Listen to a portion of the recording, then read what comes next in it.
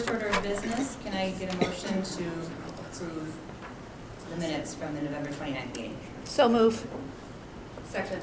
All in favor? Aye. Aye. All right. Passed, and we'll go on to the policy primers. Matt, do you want to take it from here? Yeah, I can take Okay. a little bit of just review on the primer. So if you remember the last P&G meeting that we had, Lisa Petrie, was Lisa here that meeting? No, she wasn't here, but Lisa, our library coordinator, provided some input to us around some of those policies and what the primers were suggesting from the School Board Association. We'd actually had more folks than Lisa look at it, also Carmen, our curriculum director, and some other team members. And we had kind of, I think the culmination of that discussion was until some of those things are actually written into code, we did not want to put those into our policies. And so what you should see reflected there in some of that primer language is more just consistent with what we've had before and maybe a little different than what you'd see in the School Board Association suggestions. And so we worked on those changes there. I think we got those all accurate based on the notes from the last P&G meeting. So you'll have those on your committee meeting agenda tonight and then slated for approval at the regular meeting later. Amy, what am I forgetting? I don't know, maybe a little bit of a segue that a lot of them, most of them were in the 500, some of them were in the 500 series, and of course that was a series that is also attached there.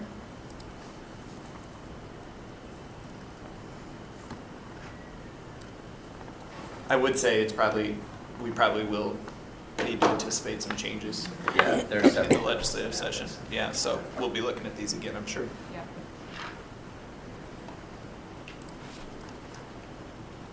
Other than that, unless you guys have any questions, it's just reflective of that last conversation. I don't have any questions. Okay. Should we move on to the 500 then?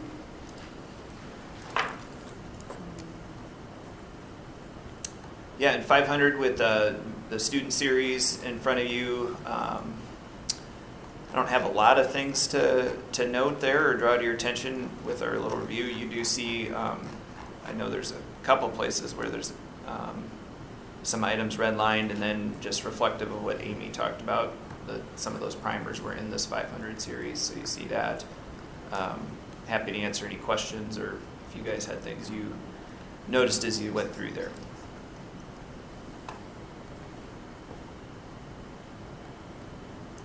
I guess maybe one thing Director Finch and I have talked about was in a different P&G meeting, we had talked about the ability for community members to have an outlet to the board, or parents, students, staff, whatever that is. There is a specific policy in here that talks about student grievances to the board. I think it's 5024.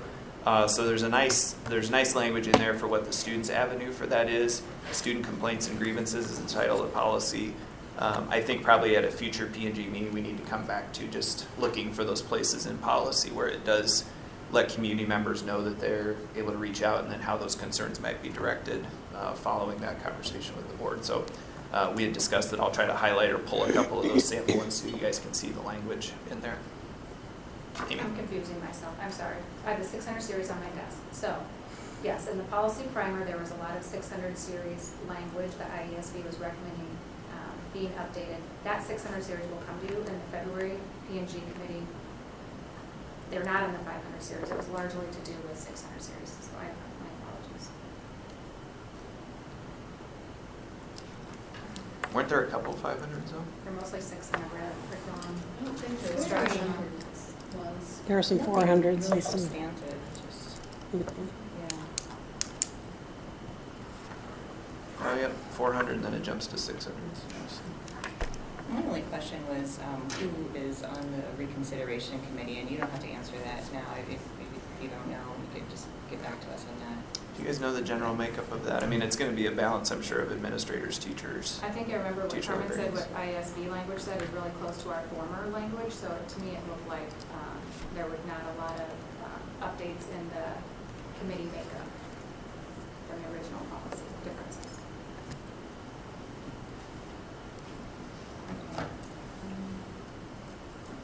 No one has any questions or comments about the 500 series? The student appearance One, I just was happy to see it. I thought it was well done. I hadn't looked at it for a long time, and somehow being the female administrator, I always got to address the dress codes things.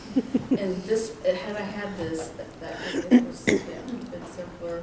I like the language about not, showing respect for people. Don't make them bend over or show or whatever. I mean, there was some really good language in there too, and just very specific about what we can do.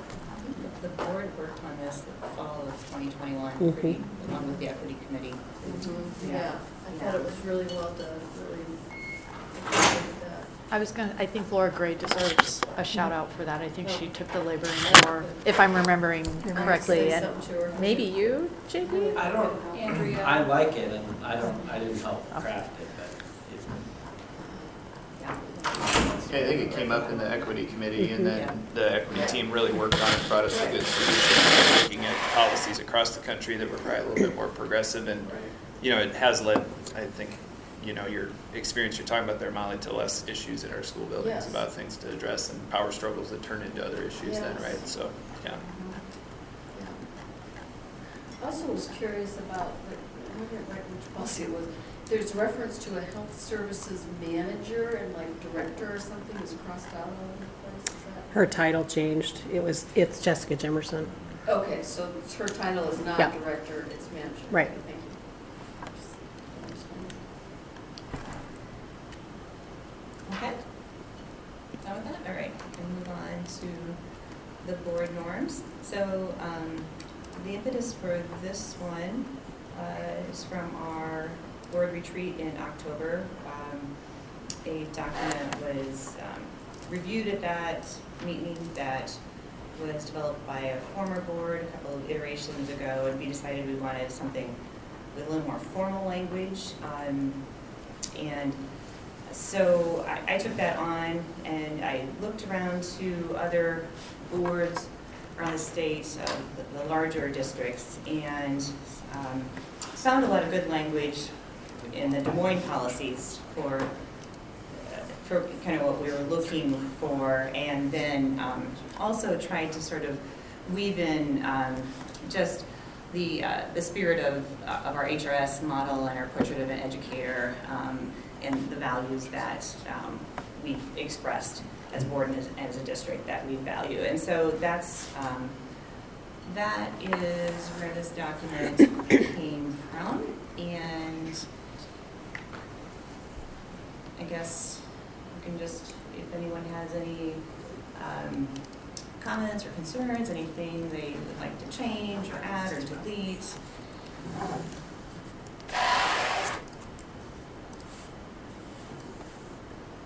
Do we want to go through it, or?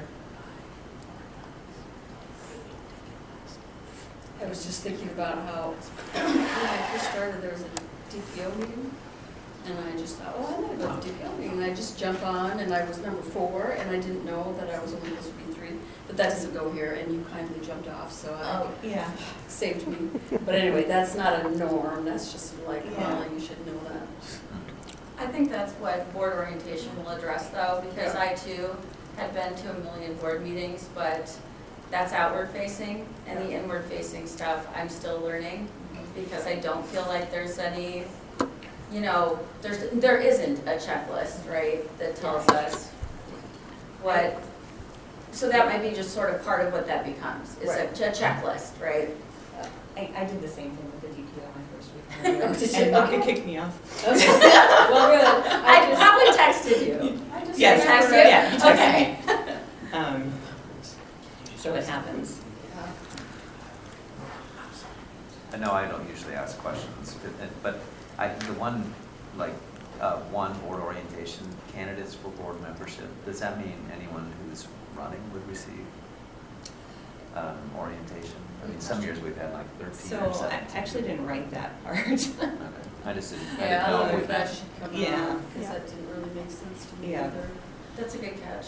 Yeah, Jane, I think it's a really good start, but I think that we're going to have to maybe go through each bullet point by point. It's important we're not just setting norms for us, but for future boards Right. as well. And Yeah. so like the first one where it says the board will orientate new members. Well, the board can only orientate at a meeting or some sort of, you know, if we're talking about the board, to me, that's more than 4 or more people, that's a quorum. So is it the board that's going to do orientation, or is it admin? You know, I think we have to be really Okay. I careful don't with think- language. Yeah, I don't think we meant as. Right, no. Board as a whole. Yeah. Correct. Sure. And so I think that's why Yeah. we're going to have to go through each one with a real Yeah. fine tooth comb and make sure that they're all phrased Mhm. exactly right. If you could send a link to the Des Moines docs or that would be helpful for Oh, me sure. to be able to see Yeah. what other policies were there and then what language got. And theirs is quite extensive. I did not use everything that they had. I tried to stick with sort of the themes that we already had in our own board norms document. So Yeah. they had a lot more that we could add if we wanted to. And I think, I saw that some of them are kind of already in board policy, and so I think when we're doing a final copy, I think it'd be helpful to cite to board policy to support, when like, at the bottom, it struck me like, the training, the second under continuous improvement, that is, we have a board policy about going to ISAB and going to, and so I think that there are some times that we can marry up. Or We don't need if we everything. have a board policy, then Right. we can take it out of board Absolutely. norms or something like that.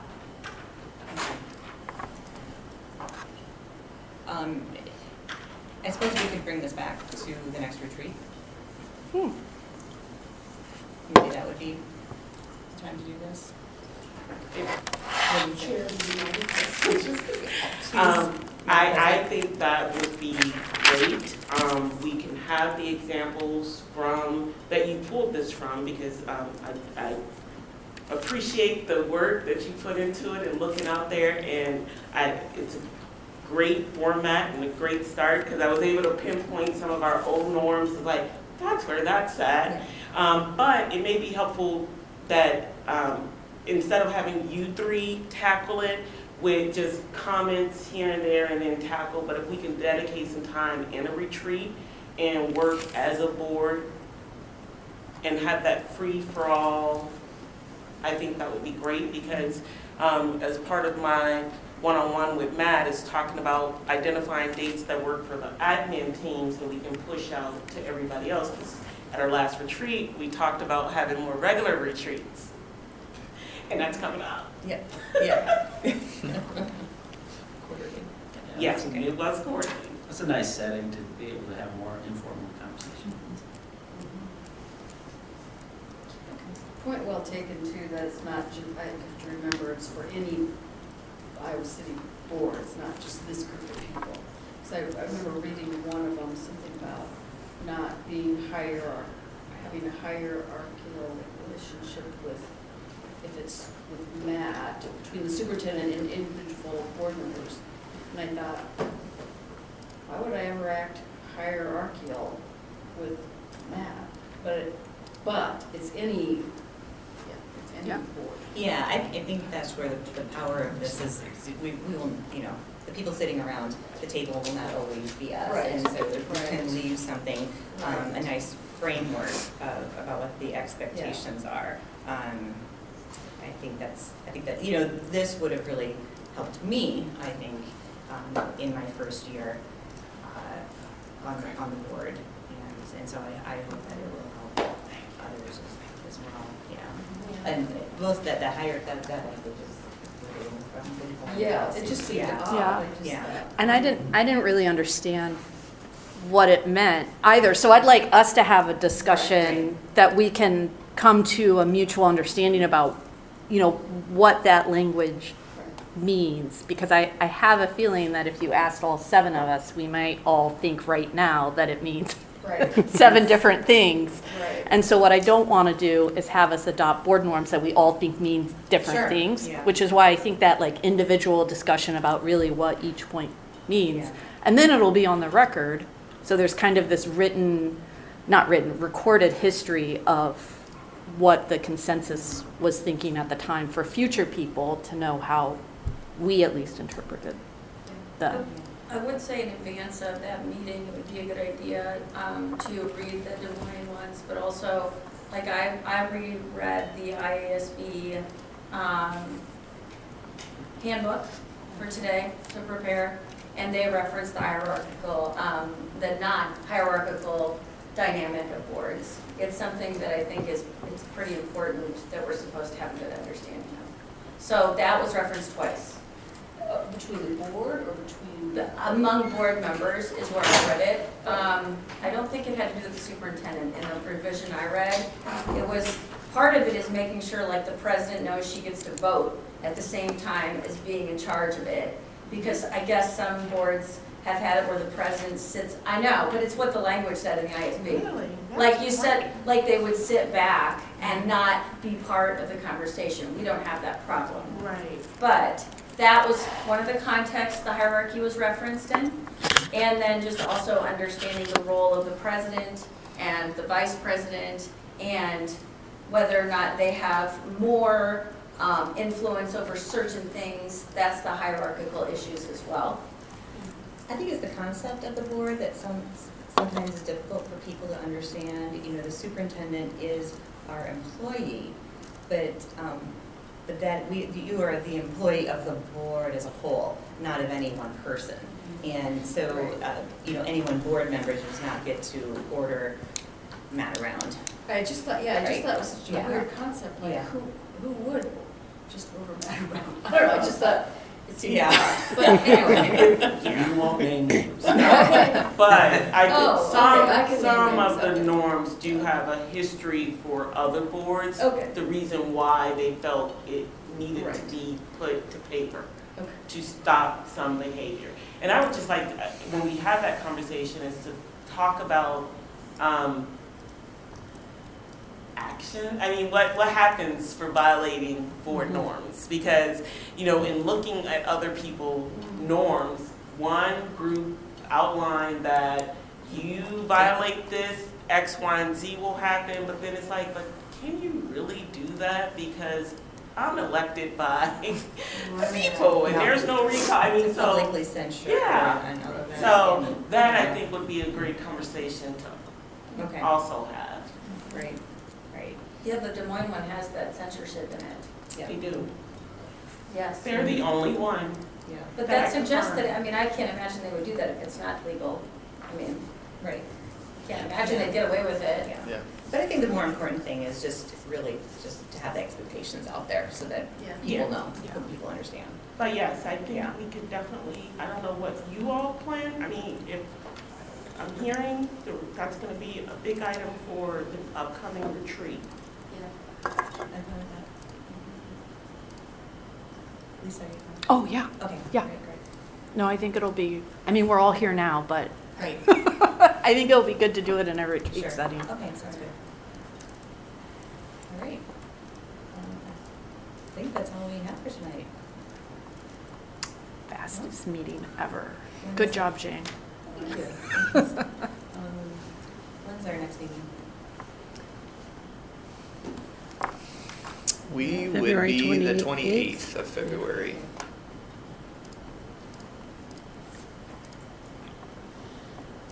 All right. Can I have a motion to adjourn? So moved. Second.